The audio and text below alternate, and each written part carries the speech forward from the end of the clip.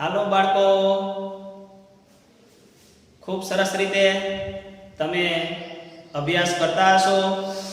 સમય પ્રમાણે અભ્યાસની રીત પણ બદલાય. અત્યારે કોરોનાનો વિચિત્ર સમય છે, ત્યારે થોડું ટેકનિકલ બનીએ અને ટેકનોલોજી દ્વારા સર તમારી સામે જ છે તેવા એંગલથી, તે દ્રષ્ટિકોણથી તમે અભ્યાસ કરશો તેવી આશા રાખું છું. અને આ સમયને પૂરેપૂરો અભ્યાસ માટે ઉપયોગ કરીએ કે જેથી આગળના અભ્યાસ વખતે તમને કોઈ જાતની તકલીફ પડે નહીં. આપણે લાસ્ટ લેક્ચરની અંદર પરમાણ્વીય ત્રિજ્યા વિશે જોયું. પિરિયોડિક ટેબલનો આજે લેક્ચર નંબર 3, આયનીય ત્રિજ્યા. આયનીય ત્રિજ્યા તો વિદ્યાર્થી મિત્રો, આયનીય ત્રિજ્યા તટસ્થ પરમાણુમાંથી આયન બનવાની ઘટનાને, તટસ્થ પરમાણુમાંથી આયન, ધન આયન યા તો ઋણ આયન બનવાની પ્રક્રિયાને આયનીકરણ કહેવામાં આવે છે. તેની સાથે સંકળાયેલી ત્રિજ્યાને આયનીય ત્રિજ્યા કહેવામાં આવે છે. તટસ્થ પરમાણુ m છે, એક ઇલેક્ટ્રોનનું દાન કર્યું, m પ્લસ ધન વીજભાર બન્યો, ધન વીજભાર. એક ઇલેક્ટ્રોનનું દાન કર્યું ત્યારે એની આયનીય ત્રિજ્યા m અને m પ્લસ ની આયનીય ત્રિજ્યાને સરખાવીએ તો ઇલેક્ટ્રોન દૂર થવાના કારણે ઇલેક્ટ્રોન ન્યુક્લિયસ છે, એ પરમાણુનું કેન્દ્ર ન્યુક્લિયસ છે, એની પરમાણ્વીય કક્ષકમાં ઇલેક્ટ્રોન ઘૂમતા રહેલા છે. ઈ ઇલેક્ટ્રોન દૂર થયો, ઇલેક્ટ્રોન દૂર થયો એટલા માટે પરમાણુના કેન્દ્રને અસરકારક ધન વીજભાર વધે, અસરકારક ધન વીજભાર વધે છે, અસરકારક ધન વીજભાર વધે છે. અસરકારક કેન્દ્રનો ધન વીજભાર વધવાના કારણે ઇલેક્ટ્રોન પ્રત્યેનું આકર્ષણ વધે છે. આકર્ષણ વધવાના કારણે આયનીય ત્રિજ્યા ઘટે છે. હંમેશા તટસ્થ પરમાણુ કરતા ધન આયનની આયનીય ત્રિજ્યા ઘટે છે. આયનીય ત્રિજ્યા ઘટે છે. શા માટે? બાહ્યતમ કક્ષાનો ઇલેક્ટ્રોન દૂર થવાના કારણે પરમાણુના કેન્દ્રમાં રહેલો અસરકારક ધન વીજભાર વધે છે. અસરકારક ધન વીજભાર વધવાના કારણે બાહ્યતમ કક્ષાનો ઇલેક્ટ્રોન કેન્દ્ર પ્રત્યે વધુ આકર્ષાય છે. બાહ્યતમ કક્ષા સંકોચાય છે, બાહ્યતમ કક્ષા સંકોચાય છે, જેને પરિણામે આયનીય ત્રિજ્યામાં ઘટાડો જોવા મળે છે. એટલે હંમેશા તટસ્થ પરમાણુની આયનીય ત્રિજ્યા ધન આયન કરતા વધુ હોય. વિચારીએ, ઇલેક્ટ્રોન મેળવી અને ઋણ આયન બનાવે, ઇલેક્ટ્રોન મેળવીને ઋણ આયન બનાવે, ત્યારની પરિસ્થિતિમાં તટસ્થ પરમાણુ જ્યારે એક ઇલેક્ટ્રોન મેળવે, ઉદાહરણ તરીકે લો ફ્લોરિન. ફ્લોરિનના પરમાણુ કેન્દ્રમાં 9 પ્રોટોન છે. પ્રોટોનની Z બોલે તો પ્રોટોનની સંખ્યા 9 છે. પરમાણુના કેન્દ્રમાં પ્રોટોનની સંખ્યા 9 છે. પહેલી કક્ષાની અંદર 1s2 ના 2 ઇલેક્ટ્રોન છે, 1s2 ના 2 ઇલેક્ટ્રોન છે, 2s2 ના 2 ઇલેક્ટ્રોન છે, 2p5, 2 4 6 7 8 9 ઇલેક્ટ્રોન છે. 2s2 ના f ની ઇલેક્ટ્રોન રચના છે 1s2 2s2 2p5. 2 electron 1s2 ના, 2 ઇલેક્ટ્રોન 2s2 ના, 5 ઇલેક્ટ્રોન 2p5 ના, 1 2 3 4 5. જ્યારે તેમાંથી એક ઇલેક્ટ્રોન દૂર થાય, એક ઇલેક્ટ્રોન મેળવે ત્યારે એની ઇલેક્ટ્રોન રચના થઈ જશે 2p6 આગળનું સેમ 1s2 2s2 2p6. એક ઇલેક્ટ્રોન મેળવે, એક ઇલેક્ટ્રોન વધે, એક ઇલેક્ટ્રોન ઉમેરાય એટલે પરમાણુના કેન્દ્રનો અસરકારક ધન વીજભાર ઘટે, કારણ કે 9 પ્રોટોન 10 ઇલેક્ટ્રોનને ખેંચશે. પરિણામે 9 પ્રોટોન 10 ઇલેક્ટ્રોનને ખેંચે. પરમાણુના કેન્દ્રનો અસરકારક ધન વીજભાર ઘટે છે. અસરકારક ધન વીજભાર ઘટે છે એટલા માટે બાહ્યતમ કક્ષાના ઇલેક્ટ્રોનનું કેન્દ્ર પ્રત્યેનું આકર્ષણ ઘટે છે. એટલા માટે આયનીય ત્રિજ્યા વધે છે. હંમેશા તટસ્થ પરમાણુ કરતા ઋણ આયનની આયનીય ત્રિજ્યા વધુ હોય છે. ફરી એક વખત, હંમેશા ધન આયનની આયનીય ત્રિજ્યા ધન વીજભાર કરતા વધુ હોય છે. મતલબ આની આયનીય ત્રિજ્યાને આપણે પરમાણુ છે એટલે પરમાણુય ત્રિજ્યા બોલીએ છીએ. ઋણ આયનની આયનીય ત્રિજ્યા તટસ્થ પરમાણુની પરમાણુય ત્રિજ્યા કરતા વધુ હોય છે. ધન આયન ની આયનીય ત્રિજ્યા કરતા તટસ્થ પરમાણુની વધારે, ધન આયન કરતા તટસ્થ પરમાણુની વધારે, તટસ્થ પરમાણુ કરતા ઋણ આયનની આયનીય ત્રિજ્યા વધુ. એના માટે m+ એના કરતા m ની વધારે, એના કરતા m- ની વધારે. વીજભાર m2+ હોય, 2 ઇલેક્ટ્રોન દાન કરે, પરમાણુના કેન્દ્રનો અસરકારક ધન વીજભાર વધે, બાહ્યતમ કક્ષાના ઇલેક્ટ્રોનનું કેન્દ્ર પ્રત્યેનું આકર્ષણ વધે, આયનીય ત્રિજ્યા ઘટે. આયનીય ત્રિજ્યામાં વધુ ઘટાડો થાય. m+ કરતા m2+ એની આયનીય ત્રિજ્યા વધુ ઘટે. સેમ આગળ વધીએ, m2- એક ઇલેક્ટ્રોન મેળવવાની જગ્યાએ 2 ઇલેક્ટ્રોન મેળવે. ઇલેક્ટ્રોનનું અપાકર્ષણ પણ જોવા મળે. સાથે સાથે પરમાણુના કેન્દ્રનો અસરકારક ધન વીજભાર ઘટે, આકર્ષણ ઘટે, અપાકર્ષણ વધે, આયનીય ત્રિજ્યા વધે. આના ઉપરના MCQ અવારનવાર નીટની અંદર પૂછાતા હોય છે. ઘણા વિદ્યાર્થી મિત્રો બહુ સરળ ક્વેશ્ચન હોય છે પણ ધ્યાન ન આપવાના કારણે મિસ્ટેક કરતા હોય છે. તો થોડા ક્વેશ્ચન કરીએ કે જેથી આપણો આ કન્સેપ્ટ પાકો થઈ જાય. H છે, H+ છે, H- છે. આપણે અહીંયા કીધું ધન આયન કરતા તટસ્થ પરમાણુ કરતા ઋણ આયનની આયનીય ત્રિજ્યા વધુ છે. તો આપણે આની આયનીય ત્રિજ્યાને ગોઠવવી છે. ચડતા ક્રમમાં પૂછે, ઉતરતા ક્રમમાં પૂછે. સૌથી ઓછી આયનીય ત્રિજ્યા કોની હશે? ધન આયનની, H+ ની.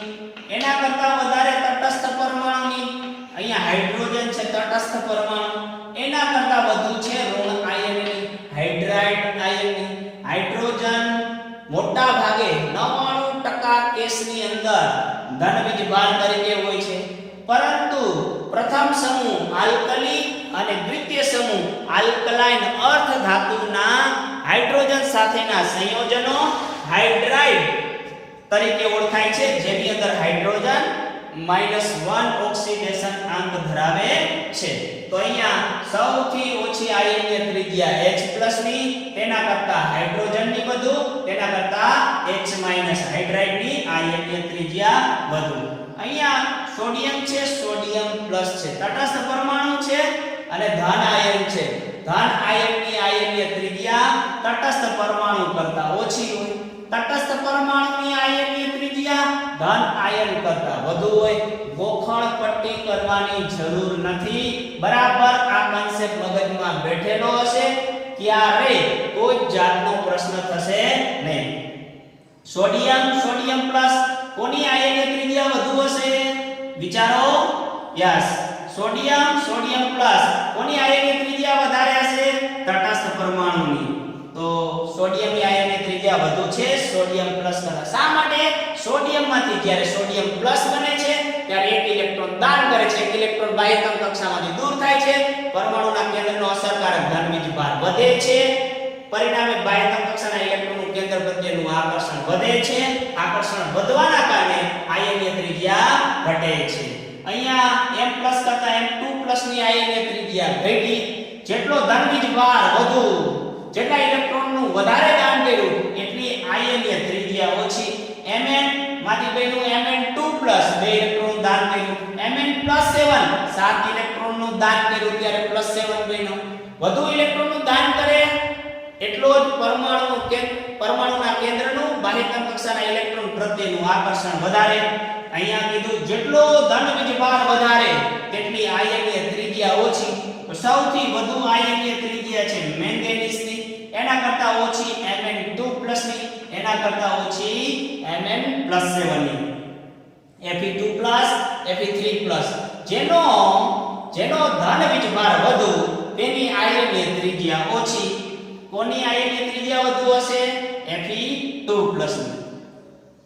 F+ ફ્લોરાઇડ આયન અને ફ્લોરિન તટસ્થ પરમાણુ. ફ્લોરિન ધન આયન, ફ્લોરિન ક્યારેય ધન હોય નહીં. ફ્લોરિન પ્રબળ વિદ્યુત ઋણ પરમાણુ છે. આખા આધુનિક આવર્ત કોષ્ટકમાં સૌથી વધુ વિદ્યુત ઋણતા ફ્લોરિન ધરાવે છે. તે ક્યારેય પ્લસ હોઈ શકે નહીં. જસ્ટ અહીંયા ઉદાહરણ સમજાવવા માટે જે પ્લસ લીધું છે, ક્યારેય ફ્લોરિન ક્યારેય પ્લસ હોઈ શકે નહીં. એટલા માટે એને અત્યારે હું અહીંથી કાઢી નાખું છું. Fluorine minus fluorine. કોની વિદ્યુત ઋણતા વધારે? તટસ્થ પરમાણુ કરતા ઋણ આયનની આયનીય ત્રિજ્યા વધુ. ફ્લોરિન કરતા ફ્લોરિન માઈનસની આયનીય ત્રિજ્યા વધુ. હંમેશા તટસ્થ પરમાણુ કરતા ઋણ આયનની આયનીય ત્રિજ્યા. એની અંદર વિચારીએ એલ્યુમિનિયમ 3+, એલ્યુમિનિયમ 2+, એલ્યુમિનિયમ +1. તટસ્થ પરમાણુની ધન આયન કરતા આયનીય ત્રિજ્યા વધુ. જેટલો ધન વીજભાર વધુ તેટલી આયનીય ત્રિજ્યા ઓછી. જેટલા વધુ ઇલેક્ટ્રોન દાન કર્યા એટલા બાહ્યતમ કક્ષાના ઇલેક્ટ્રોનનું કેન્દ્ર પ્રત્યેનું આકર્ષણ વધુ. પરિણામે આયનીય ત્રિજ્યા ઘટે. સૌથી વધુ વીજભાર કોના ઉપર? એલ્યુમિનિયમ 3+. તો એની આયનીય ત્રિજ્યા સૌથી ઓછી. તેના કરતા વધારે એલ્યુમિનિયમ 2+, તેના કરતા વધારે એલ્યુમિનિયમ પ્લસ અને સૌથી વધારે એલ્યુમિનિયમ. સરસ બાળકો, આગળ વધીએ આપણે આધુનિક આવર્ત કોષ્ટકમાં. તમે ડાબીથી જમણી બાજુ જાઓ. ડાબીથી જમણી બાજુ જતા પરમાણ્વીય ક્રમાંક વધવાની સાથે કેન્દ્રનો વીજભાર વધે છે. પરિણામે આયનીય ત્રિજ્યા ઘટે છે. જનરલ ટ્રેન્ડ છે, ડાબીથી જમણી બાજુ જાઓ આયનીય ત્રિજ્યા ઘટે છે. સેમ ટુ સેમ પરમાણ્વીય ત્રિજ્યા. સમૂહમાં ઉપરથી નીચે તરફ જાઓ આયનીય ત્રિજ્યા વધે છે, કારણ કે દાખલ થવા વાળો ઇલેક્ટ્રોન નવા કોષમાં દાખલ થાય છે. તો અહીંયા આપણે એક ઉદાહરણ લઈએ. આવર્ત માટે sodium, magnesium, sodium plus, magnesium 2+, aluminium 3+. ડાબીથી જમણી બાજુ જતા આયનીય ત્રિજ્યા ઘટે છે. સૌથી વધારે આયનીય ત્રિજ્યા સોડિયમની, સૌથી ઓછી એલ્યુમિનિયમ 3+ ની. સોડિયમ પ્લસ એના કરતા ઓછી મેગ્નેશિયમ 2+, તેના કરતા ઓછી એલ્યુમિનિયમ 3+. આધુનિક આવર્ત કોષ્ટકમાં ઉપરથી નીચે તરફ જતા આયનીય ત્રિજ્યા વધે છે. પહેલો સમૂહ sodium plus, potassium plus, sodium, potassium, rubidium, caesium, francium. ઉપરથી નીચે તરફ જતા આયનીય ત્રિજ્યા વધે છે. સૌથી વધુ આયનીય ત્રિજ્યા સીઝિયમ પ્લસની. સૌથી ઓછી આયનીય ત્રિજ્યા પહેલા સમૂહમાં સોડિયમ પ્લસની. ઉપરથી નીચે તરફ જાઓ આયનીય ત્રિજ્યા વધે છે. હવે એક જ સમૂહમાં એક જ આવર્તમાં હોય બહુ જ સરળતાથી પ્રશ્નનો જવાબ આપી શકાય. પરંતુ જ્યારે આવા સરળ ક્વેશ્ચન કઈ નીટ જીમાં પૂછાતા નથી, એના માટે જરા હટકે ક્વેશ્ચન હોય અને એ ક્વેશ્ચનને સમજવા માટે આપણી પાસે છે iso electronic system, iso electronic species. આની અંદર કોને આઇસો ઇલેક્ટ્રોનિક સ્પીસીસ કહેવાય? તો કે એવી સ્પીસીસ જેની અંદર ઇલેક્ટ્રોનની સંખ્યા સમાન હોય, ઇલેક્ટ્રોનની સંખ્યા સમાન હોય. જોઈએ આપણે ઓક્સિજનનો પરમાણુ ક્રમાંક 8, 2 ઇલેક્ટ્રોન 2 માઈનસ મતલબ 2 ઇલેક્ટ્રોન મેળવા, ઇલેક્ટ્રોનની સંખ્યા 10. નાઇટ્રોજન 7, 3 ઇલેક્ટ્રોન મેળવા 10. ફ્લોરિનનો પરમાણુ ક્રમાંક 9, 9 ઇલેક્ટ્રોન 1 મેળવો 10. સોડિયમ 11, એકનું દાન કર્યું, એક માઈનસ એટલે 10. મેગ્નેશિયમ 12, 2 પ્લસ 2 ઇલેક્ટ્રોનનું દાન કર્યું મતલબ 10. કોને આઇસો ઇલેક્ટ્રોનિક સ્પીસીસ કહેવાય? જેની એવી સ્પીસીસ કે જેના અંદર રહેલા ઇલેક્ટ્રોનની સંખ્યા સમાન હોય એવી સ્પીસીસને આઇસો ઇલેક્ટ્રોનિક સ્પીસીસ કહે છે. તો આઇસો ઇલેક્ટ્રોનિક સ્પીસીસ માટે આયનીય ત્રિજ્યા પરમાણ્વીય ક્રમાંકના વ્યસ્ત પ્રમાણમાં ચલે છે. પરમાણ્વીય ક્રમાંક વધુ, આયનીય ત્રિજ્યા ઓછી. પરમાણ્વીય ક્રમાંક ઓછો, આયનીય ત્રિજ્યા વધુ. આયનીય ત્રિજ્યા અને પરમાણ્વીય ક્રમાંક વ્યસ્ત પ્રમાણમાં છે.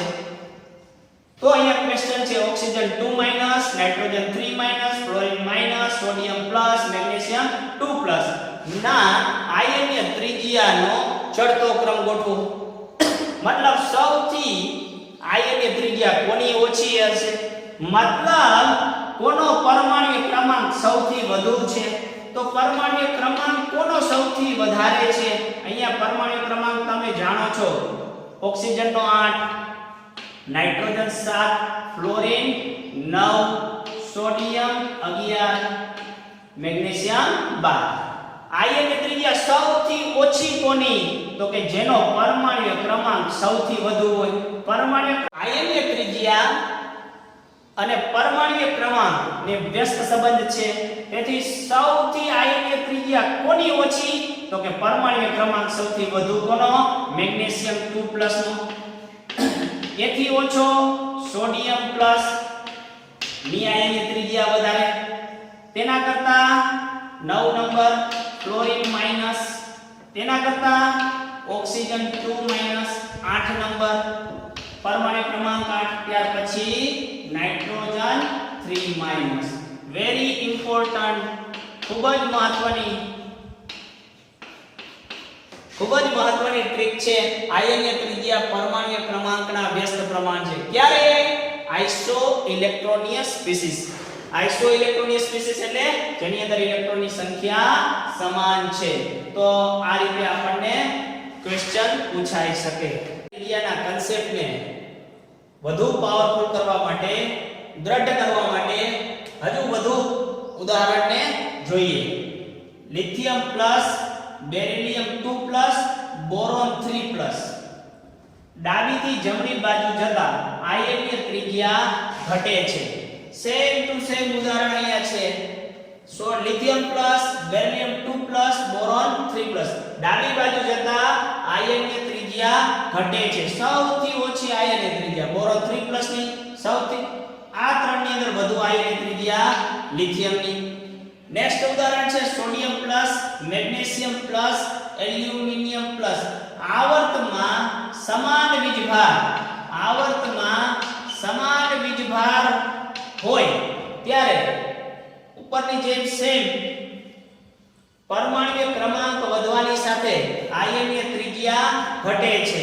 સૌથી વધુ આયનીય ત્રિજ્યા સોડિયમ પ્લસ, મેગ્નેશિયમ પ્લસ ની ઓછી, સૌથી ઓછી aluminium plus. Fluorine minus, bromine 1 minus, iodine 1 minus. સમૂહમાં ઉપરથી નીચે તરફ જાઓ, સમૂહમાં ઉપરથી નીચે તરફ જાઓ, આયનીય ત્રિજ્યા વધે છે. આયનીય ત્રિજ્યા વધે છે. ઉપરથી નીચે તરફ જાઓ, આયનીય ત્રિજ્યા વધે છે. સૌથી વધુ આયનીય ત્રિજ્યા આયોડીન માઈનસની, સૌથી ઓછી આયનીય ત્રિજ્યા ફ્લોરાઇડ માઈનસની, ફ્લોરીન માઈનસની, સૌથી ઓછી ફ્લોરીન. ઉપરથી નીચે તરફ જતા આયનીય ત્રિજ્યા વધે છે. Barium 2+, magnesium 2+, calcium 2+, સ્ટ્રોન્શિયમ 2+, barium 2+. Alkali સમૂહના તત્વો ઉપરથી નીચે તરફ જાઓ, ઉપરથી નીચે તરફ જાઓ, આયનીય ત્રિજ્યા વધે છે. ક્રમમાં જ ગોઠવેલા છે. બેરિલિયમ 2 મગન કા સર 12. રેડિયમ એક રેડિયોએક્ટિવ તત્વ છે એટલા માટે ઉદાહરણમાં લીધેલું નથી. બેરિયમ 2+ કરતા મેગ્નેશિયમ 2+, તેના કરતા કેલ્શિયમ 2+ ની આયનીય ત્રિજ્યા વધુ, તેના કરતા સ્ટ્રોન્શિયમ 2+ ની આયનીય ત્રિજ્યા વધુ, તેના કરતા બેરિયમ 2+ ની આયનીય ત્રિજ્યા વધુ. નેક્સ્ટ એન્ડ લાસ્ટ ઉદાહરણ, chlorine -1, potassium +1, calcium 2+, scandium 3+. Chlorine આવર્ત નંબર ફ્લોરીનની નીચે આવર્ત નંબર 3, પોટેશિયમ આવર્ત નંબર 4, કેલ્શિયમ આવર્ત નંબર 4, આવર્ત નંબર 4. જ્યારે જુદા જુદા આવર્તમાં હોય ત્યારે ન આવર્તનો નિયમ, ન ડાબીથી જમણી બાજુનો નિયમ લગાવી શકાય, ન સમૂહનો નિયમ લગાવી શકાય. ત્યારે ખાસ મહત્વનું છે આઇસો ઇલેક્ટ્રોનિક સિસ્ટમ કે જેની અંદર ઇલેક્ટ્રોનની સંખ્યા સમાન હોય. પરમાણુ ક્રમાંક 17 -1 એક ઇલેક્ટ્રોન મેળવો મતલબ 18, 19 +1 એક ઇલેક્ટ્રોનનું દાન કર્યું મતલબ 18 ઇલેક્ટ્રોન. કેલ્શિયમનો પરમાણુ ક્રમાંક 20 2 ઇલેક્ટ્રોનનું દાન કર્યું 18 ઇલેક્ટ્રોન. સ્કેન્ડિયમ પરમાણુ ક્રમાંક 21 3 ઇલેક્ટ્રોનનું દાન કર્યું 18 ઇલેક્ટ્રોન. ઇલેક્ટ્રોનની સંખ્યા સમાન છે મતલબ આઇસો ઇલેક્ટ્રોનિક સ્પીસીસ છે. આઇસો ઇલેક્ટ્રોનિક સ્પીસીસમાં આયનીય ત્રિજ્યા પરમાણુય ક્રમાંકના વ્યસ્ત પ્રમાણમાં છે. સૌથી ઓછી આયનીય ત્રિજ્યા કોની? તો કે જેનો પરમાણુય ક્રમાંક વધુ હોય. પરમાણુય ક્રમાંક વધુ કોનો? તો કે સૌથી વધારે સ્કેન્ડિયમનો. જેની પરમાણુય ક્રમાંક વધુ તેનો આયનીય ત્રિજ્યા ઓછી. તો સૌથી પરમાણુય ક્રમાંક સ્કેન્ડિયમનો 21 વધુ, તો એની સ્કેન્ડિયમનો પરમાણુય ક્રમાંક વધુ, તો આયનીય ત્રિજ્યા સૌથી ઓછી આયનીય ત્રિજ્યા કોની? સ્કેન્ડિયમ 3+ ની. એથી ઓછી કેલ્શિયમ 2+ ની, એથી ઓછી પોટેશિયમ +1 ની, એથી ઓછી ક્લોરીન -1. બહુ જ મહત્વનો કન્સેપ્ટ છે જે ખૂબ જ વિદ્યાર્થી મિત્રો તમને કામમાં આવશે. તો આજના લેક્ચરને અહીં જ વિરામ આપીએ. ઓલ ધી બેસ્ટ અને ખૂબ મહેનત કરતા રહો અને સફળતા પ્રાપ્ત કરો. All the best.